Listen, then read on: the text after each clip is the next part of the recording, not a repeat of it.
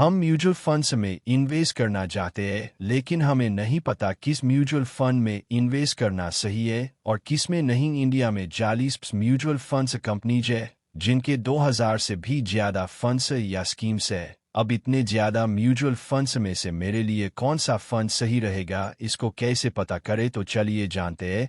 अगर आप बिगिनर या इन्वेस्टिंग की नॉलेज नहीं रखते तो आप म्यूचुअल फंड्स कैसे सिलेक्ट करते हो? आमतौर पर किसी रिलेटिव के कहने पर, अपने फ्रेंड्स या कलीग्स के कहने पर, या फिर आप थोड़ी बहुत नॉलेज रखते हो तो उसके पास रिटर्न्स को देखकर कि किसी फंड ने पिछले 1-2 साल या 4-5 साल में कैसा परफॉर्म किया है। अगर उस फंड ने अच्छे रिटर्न्स दिए तो आप तुरंत उस फंड को सिलेक्ट कर लेते हो, लेकिन यह सभी तरीके सही नहीं है। लोगों को आगे चलकर रियलाइज होता है कि उन्होंने जिस फंड या स्कीम में इन्वेस्ट किया वो उनके इन्वेस्ट करने से पहले तो अच्छा परफॉर्म कर रही थी, लेकिन जैसे ही उन लोगों ने इन्वेस्ट किया उसने परफॉर्म करना ही बंद कर दिया। जो थोड़े और समझदार लोग होते वो इससे एक कदम और आगे जाते। वो क्या करते हैं? वो एक्सपेंस रेशो भी देखते हैं उसी स्कीम का। अब एक्सपेंस रेशो क्या होता है? मान लो आपने किसी स्कीम में 1 लाख रुपये इन्वेस्ट किए और उसका एक्सपेंस रेशो है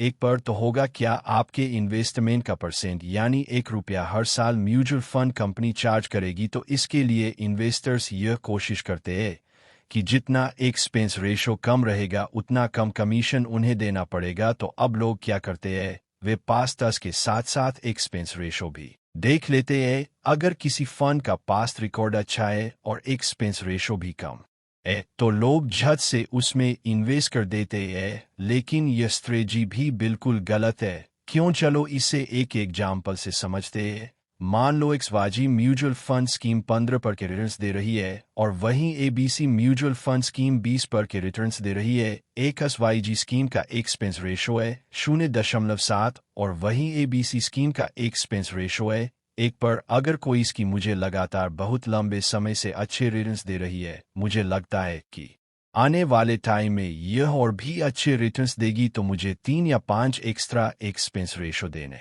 से कोई दिक्कत नहीं है, क्योंकि वो मुझे उसके कंपैरेटिव ज़्यादा अच्छे रिटर्न्स देगी। एक्सपेंस रेशो ज़्यादा या कम नहीं, रिटर्न्स ज़्यादा वैल्यूएबल होते हैं। लेकिन इंडेक्स फंड में एक्सपेंस रेशो जरूर मायने रखता है, क्योंकि इंडेक्स फंड में फंड मैनेजर का कोई खास रोल नहीं होता। लगभग सभी स्कीम 12 से 12 पर के रिटर्न्स देती है।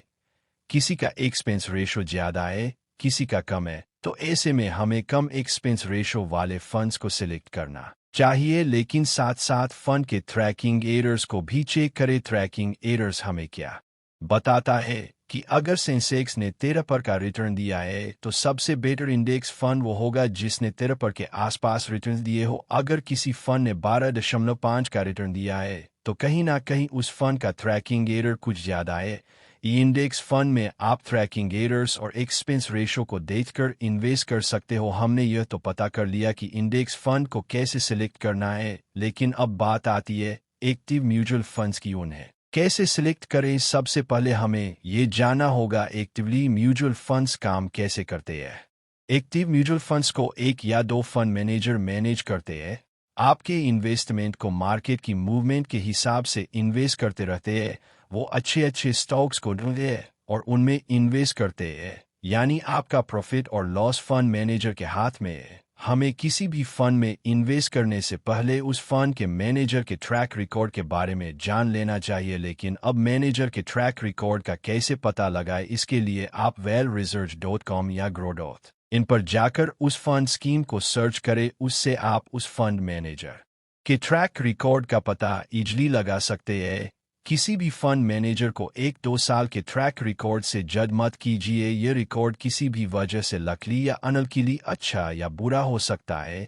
आप उसके पिछले 3 से 4 साल या 5 से 6 साल के ट्रैक रिकॉर्ड को चेक करें। उसी के बेस पर आप कोई डिसीजन ले। साथ ही यह भी चेक करें कि उस फंड का मैनेजर और किस फंड को मैनेज कर रहा है और उन फंड्स का परफॉर्मेंस कैसा है। इन मोस्ट इम्पोर्टेंट साथ ही सभी फंड्स का लास्ट 4 ईयर्स का बेंचमार्क जरूर चेक करें। अगर वो फंड अपने बेंचमार्क को कम्पीट नहीं कर पाया तो फंड इन्वेस्ट करने लायक नहीं है, भले ही उसके रिटर्न्स कुछ भी रहे हो। अगर किसी फंड ने लगातार बेंचमार्क को बीट किया है तो इसका मतलब है उस फंड ने पास्ट में अच्छा परफॉर्म किया है, उस फंड में इन्वेस्ट किया जा सकता है। सबसे ज्यादा गौर करने वाली बात है, जिस फंड ने लगातार अच्छा परफॉर्म किया है, क्या उस फंड का वही फंड मैनेजर उस फंड को आगे भी देखेगा जो आज फंड मैनेजर है? क्या पास्ट में भी वही था जिसकी वजह से फंड लगातार बेंचमार्क को बीट करता आ रहा था? इन कंक्लूजन, किसी भी फंड के बेंचमार्क हिस्ट्री को देखकर उस फंड में इन्वेस्ट करना आपके लिए रिस्की हो सकता